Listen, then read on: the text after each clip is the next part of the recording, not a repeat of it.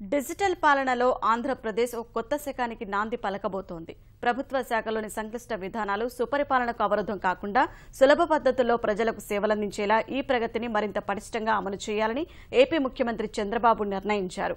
ఇందుకోసం ఆగస్టు 1 నుంచి అధికారులకు శిక్షణ ఇప్పించనున్నారు.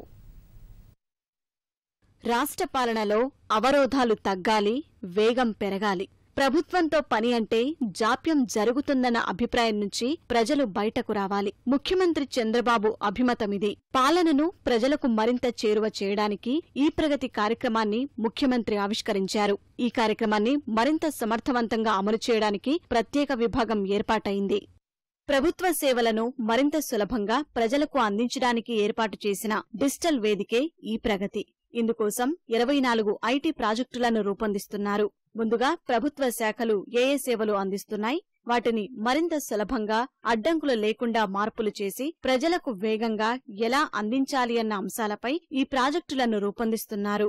పెద్దగా వినియోగంలో లేని పాత సేవలను తొలగించి మారుతున్న పరిస్థితులకు అనుగుణంగా కొత్త సేవలను అన్ని శాఖలకు అనుసంధానిస్తారు. ఇందుకోసం డాష్ బోర్డును కూడా మరింత విస్తృతంగా వినియోగంలోకి తెచ్చి అన్ని విభాగాలకు అందుబాటులో ఉంచుతారు.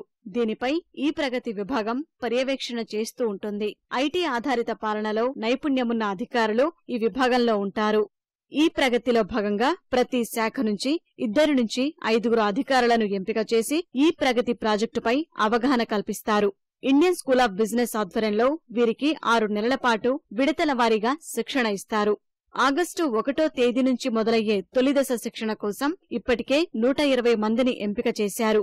ఆగస్టు 1 నుంచి 3 రోజుల పాటు విజయవాడలో జరిగే శిక్షణా కార్యక్రమాన్ని ముఖ్యమంత్రి చంద్రబాబు ప్రారంభిస్తారు.